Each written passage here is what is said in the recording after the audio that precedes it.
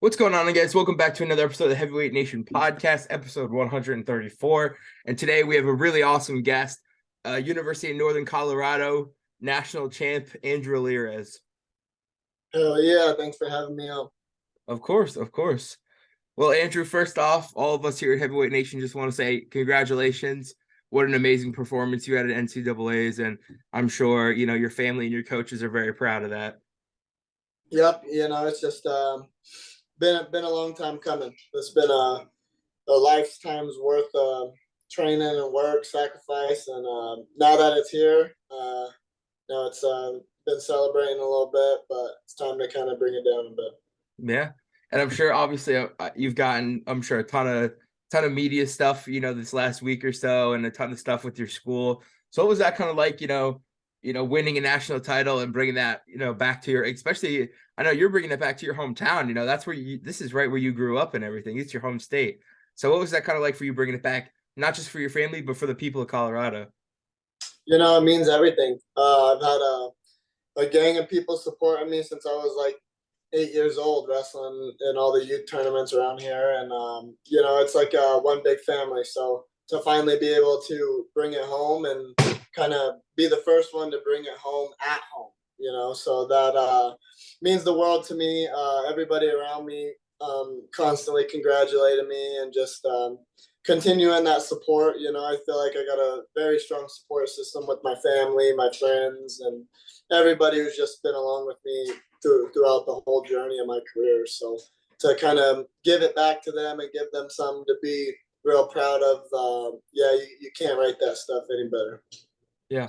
And I mean, that's awesome to hear. I know a lot of people of your caliber, you had one of the, most stacked high school careers you could have. You basically did everything.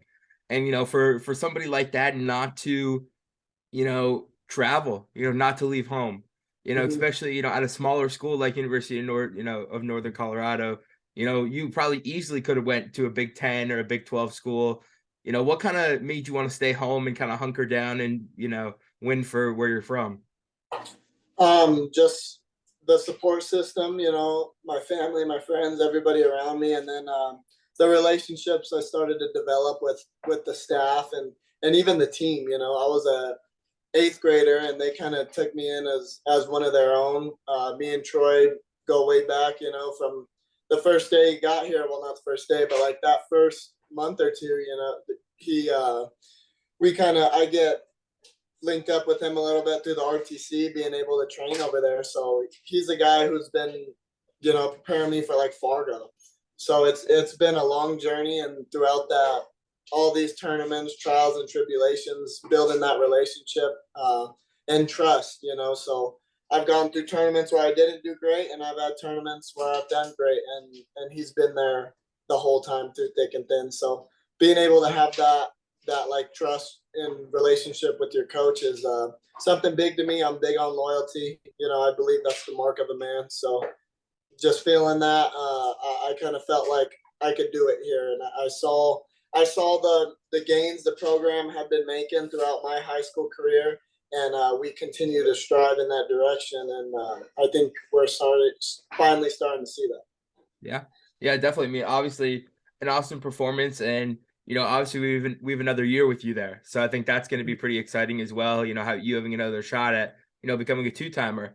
So Yeah. talk a little bit about your high school career and who kind of got you involved in wrestling and what that whole journey was like for you.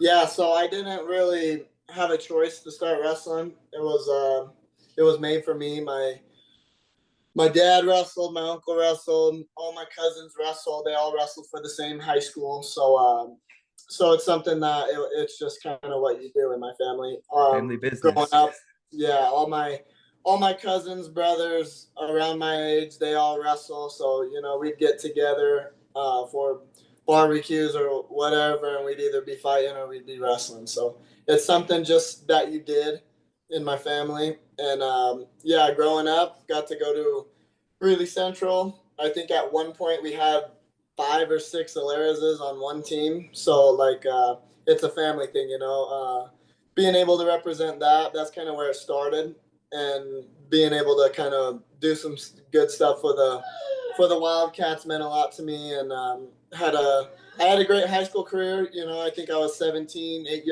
18 years old, beating All Americans in freestyle. So I knew that I was destined for great things, and it was just a matter of going out and doing it. So I kind of was able to dominate through high school for the majority. I mean, my younger years, I wasn't winning like the national tournaments, but I was kind of right there. And then I think it was my junior year where I took over as number one and rolled from there on. And then, yeah, but just being able to dominate like that through high school, the only kind of downfall was I kind of figured it was just going to be that easy all the time. So I've gone through a lot of the ups and downs throughout my college career, a lot of injuries, a lot of just outside stuff too that was kind of pulling me back a little bit. But yeah, to finally be able to get the big one through all that, like all year, I felt that this is my destiny, and just looking back and being able to overcome all that adversity, like yeah, to me it feels like a movie or something. Yeah, I mean, and just to wrap up, I mean, an amazing high school career. You get the number one overall recruit. You're at this point, leaving high school, you're a three-time, freestyle All-American. You're Super 32 finalist, four-time state champ. I mean, you did everything a high schooler could pretty much want to do in his career. So, Oh I mean, yeah. that obviously amazing. So you get to your first year at University of Northern Colorado. What was kind of like the slap in the face moment for you where you were like, all right, this is a little bit different than high school? Yeah, so we went to two opens at first, and I was kind of rolling through. I was like, all right, this kind of what I do, and and that first year I was at the wrong weight class. I was a 49 pounder, but I probably should have been a 33 pounder. Like I wasn't very big. I didn't cut weight in high school really, so I kind of figured I was just gonna do the same things, and I think it was my first real like damn moment was it was me and Boo Llewellyn, Oklahoma State, our duel, and I'm hanging in there. I'm doing good. I think he takes me down.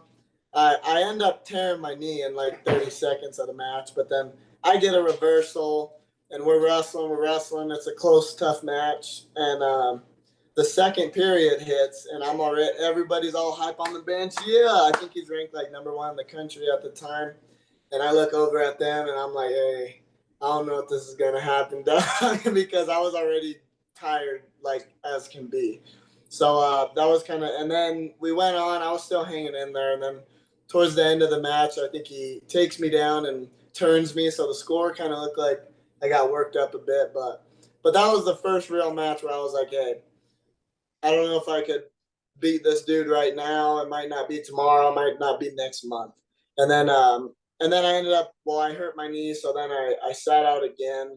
So that freshman year was just kind of hard on me because I probably missed 12 or 14 weeks of the season just on two different injuries. So I spent most of my time hurt, and then you're hurt. It's hard to stay in that wrestling shape. So I came back for Big 12s. I lost to the same guy twice, just kind of same thing. Take him down first period, winning, and then I'm like, damn, I'm already gassing. So that kind of sucked. And then my sophomore year, I think I wrestled like 3 or 4 matches, and then I broke my wrist that year and tore my knee again. So yeah, those first 2 years wasn't a lot of wrestling. It was a lot of recovery. Yeah. I mean, but the thing is, your freshman year, you still automatically qualified for NCAAs. You Yeah, placed fourth at the Big 12s. Obviously, like you said, took two losses in that tournament, but you still were there. You still got got the opportunity to go to the big dance.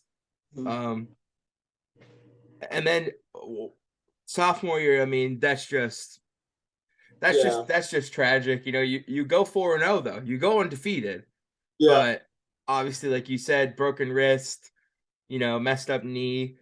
And then yeah, obviously junior year, you kind of you get the bump, you kind of this is the year where you kind of take off a little bit. So talk a little bit about that, and just obviously this was farthest anybody has gone other than or since Gaethje. So, Mhm. what kind of impact is, having a guy like him, going to UNC? What was that kind of like for you? No, it's awesome to be able to say, I'm repping the same school as Justin Gaethje, someone who's a very popular, tough dude, doing great things in the UFC, and just be able to share the same school. That's something that's been awesome. I've known who Gaethje was for a while.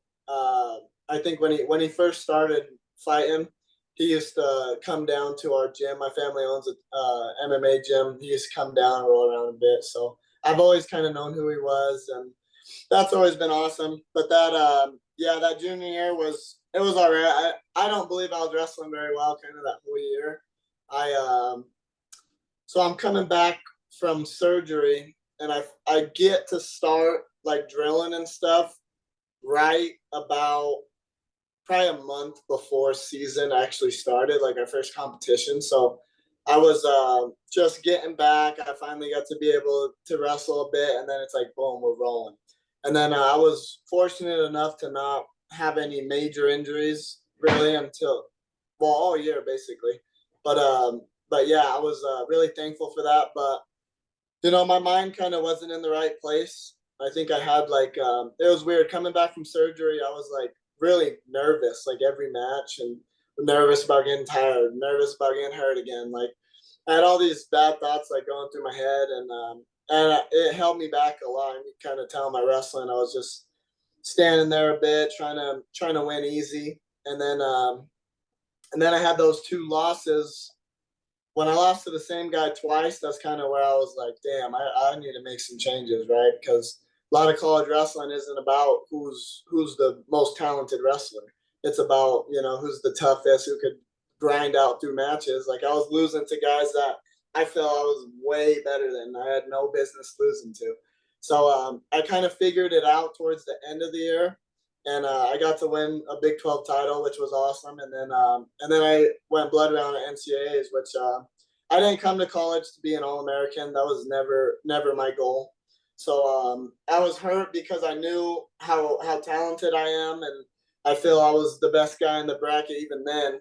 And then to go and not place, I was like, all right, we need to make some real changes because I'm much better than this, and I kind of figured that out during the year, but there wasn't enough time to really show it. And then I took the summer, didn't wrestle freestyle, just focused on my folk style and trained my ass off. I went that whole summer just staying disciplined, and rolled into the next year, this past year, which was it was a testament to all the right decisions I've been making, the sacrifices, and I did everything I possibly could to put myself in a position to win a national title. I sacrificed everything you could sacrifice. And I was training my ass off. I was putting in the work. I was putting in the extra work. So every time I stepped on the mat, this past year, I was extremely confident, and I still feel that way because when you do the right things and you're doing everything right, we could take it anywhere. It could be a dog fight. We could do a tactical battle, whatever. I was prepared for anything, and it showed throughout the course of the year. I pretty much dominated the whole year. I mean, I was undefeated. I think 77% bonus rate. So I went out and did it, and now it just feeding my ego even more. And now I'm more confident, and I can't wait to continue down the path. Yeah, I mean, obviously, like you said, undefeated. So in your mind, where do you think you stand in this Hodge race? I know it's kind of at the downward point now, almost getting ready to wrap up. Where do Um, you think you stand at the Hodge? I think I'm up there for sure. If you're just looking at the numbers, all the numbers lean into my favor. So that's awesome to be able to put myself in a position like that. Ultimately, that's something that's not in my control right now. So, well, the best whoever they think had the best year is going to get it. So, I'm just happy to be in the conversation. Extremely grateful. That award is an honor. You look past at the past winners, and it's some of the best wrestlers that have ever wrestled. So just to be in contention, I'm extremely grateful for. I won the high school Hodge Trophy, so Mhm. You know, it'd be cool to have both of them, but you never know. We'll see. We'll see about that. That's something that I can't really control. Yeah, and just to touch a little bit, obviously, what was your first thought? You obviously had a great season all the way through, and you see that NCAA bracket. For you, what was that like? Did you like where you were put and who your matchups were going to be? Was that something that you thought, this is a very good chance that I win this whole thing? My immediate reaction, we were watching a watch party and they put out the bracket and everybody was like, "What the fuck?" They put me as the 2 seed, Mhm. and I had been ranked number 1 all year and been wrestling very well. So I thought I was gonna get the 1, but I knew regardless that it's gonna play out the way it's gonna play out. I felt it was my destiny. I felt like I was ordained by God for this, so I wasn't worried. I feel like wherever I was put in the bracket, that's where I needed to be to go win a national title. So I remained extremely confident. I liked my draw. I had a pretty tough draw. I beat the second, third, and fourth place finishers at the national tournament. So there ain't nothing nobody could say about that. I went out and did the thing, and I felt like it was made for me. And you can't fight destiny like that. So I was extremely confident in every position. I knew it was going to work out for me. Yeah, and I mean, obviously, a lot of people actually, at least from our standpoint, a lot of people had you. You were Yeah, a lot of people's choice this year, and I mean, I think for a valid reason. You throughout the entire season. I mean, even before the season started at that flow event, I know you were just on fire. You were firing on all cylinders, and it looked like you just had that extra foot on all the guys who wrestled. So what kind of changes, either mentally or physically, what kind of things did you do a little bit different this year that really just gave you that extra push you needed? yeah. I was kind of on go mode all year. I was laser focused with my diet. I was extremely perfect. I had the same breakfast every morning. I had the same dinner almost every night. So I had a routine and I stuck to it. I didn't break not once. And even after my duels, it was a big focus. Duels and tournaments, like not blowing up. So I would have the same post match meal. I would have the same everything throughout the course of the year. I sacrificed. I didn't. I didn't eat nothing bad. I didn't put nothing bad in my body. I sacrificed, everything I could. And then training wise, my definition of training hard my junior year and previous, it wasn't hard enough. It wasn't that of a national champion, and that was kind of a hard concept for me to understand because college wrestling is really hard. So you get done with a hard practice, and to think, damn, that's not enough, is a crazy thought and a hard conversation to have with yourself. But I knew what I wanted, and I knew what I needed to do, and I continued the path the whole year. I was training hard. I was giving my absolute effort in every single thing in the practice room and out of the practice room. I made it a thing. I said, all right, I'm gonna go to class every day, and then I'm gonna turn in everything on time, and then I'm gonna do my dishes right when they need to be done. I'm folding my clothes. I'm doing like all these little things perfect every day because I believe you stack up all that. It's building your character, and once you have that strong character, there's nothing that could beat you. So I just continue to make those right decisions day in and day out, which is hard. It's hard to stay locked in for 9, 10 months because I started in the summer. So that was just a testament to my strength and showed how bad I wanted it. And I felt it. The people around me felt it. And when it was time to go wrestle at the national tournament, I was able to just be free and go wrestle because I had done everything perfect, everything right, and I believe there was nothing that could stop me. Yeah, so obviously you touched a little bit on the diet. Give us a little day in the life. What were you eating? How busy was your schedule, during the season? What was just a day in your life like? All right, hold up, real quick. No problem.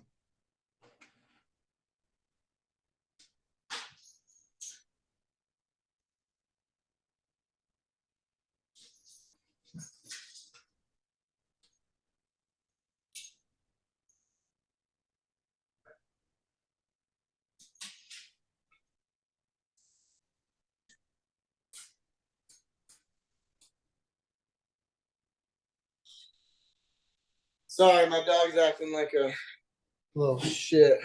No problem. But yeah, so I'd wake up around 6 o'clock, have my coffee. Depending on the day, we'd either have weights in the morning or we wouldn't. I'd eat my breakfast, which was I would have 3 eggs, a piece of cheese on a bagel, and then drink my coffee. I love coffee. I probably have 2 or 3 cups a day. Go about my day, go to class, get my study hall hours, and do all that. And then 3:30 rolls around, so go to 2:30, go to treatment, go to practice. After that, I run my own kids club, high school and down. So I'd coach my kids club, Top Notch Wrestling, and then once I'm done with that, it's already 8:30. So it's already time to go home, start to unwind, and go to bed, and then repeat the day. I kind of had the same day every day, and then that's finding extra workouts in between, whether that's midday, late at night, or whatever I could do. So yeah, it was a routine that I did every single day. I probably had the same day for about 8 or 9 months, and I'm kind of a guy who kind of likes that routine. So it wasn't that hard to keep that because I like to be on schedule. But yeah, saying it out loud, you want to be a national champ, you have the same day for 8 9 months in a row. That sounds a little crazy, but it was worth it in the end. Yeah, so we're gonna move on here. We got a couple questions from the fans. Somebody asked, do you plan to stay at 141 next season, or do you plan on making the move up to 149? 57. 57. I was about to say, holy, that's a big jump. But that's a big jump, man. Nah, for the remainder of my college career, I'll definitely be at 41. I feel like it's the right weight for me. I'm real good size for it. Like usually growing up, I've always been kind of the shortest guy in the bracket, but at 41, I'm like kind of close to as tall, or maybe even a little taller than some of the guys. And my frame is nice. I feel real big and strong. So that's definitely my weight. It's close to the Olympic weight, that 65 kilos. So I'm real.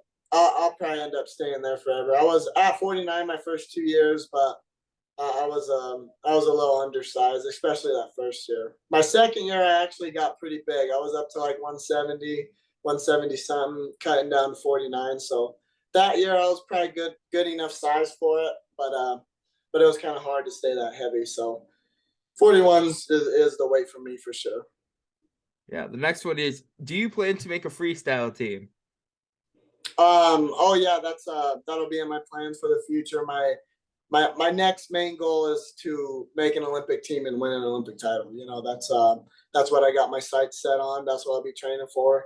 As far as this summer goes, I'm not too sure what's the plan on. Probably leaning towards not wrestling at the Open or doing any of that, but we'll see. Plans could change. But as far as my next step is definitely the freestyle. I believe freestyle is my much stronger style. So I'm really excited to get rolling. It's been a minute since I've been able to wrestle freestyle. Definitely. And yeah, thank you to the fans for those questions. We appreciate it. And now us here at Heavyweight Nation just have a couple more questions for you. If you had to pick any wrestler in history to have a match with, who would it be and why? Oh, that's a tough one.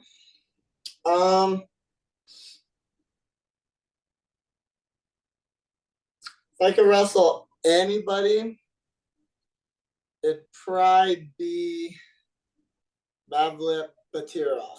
He was about a 60-kilo guy. I'm a little bit bigger, but yeah, he was one of my favorite wrestlers to watch. I still watch him a lot, and I would just like to be able to feel that, somebody of that caliber, 2-time Olympic champ, world champ, just be able to go out there and lace them up and get it a little bit. You want to test yourself against the best possible wrestler you could do it, and around my weight, that's one of the guys.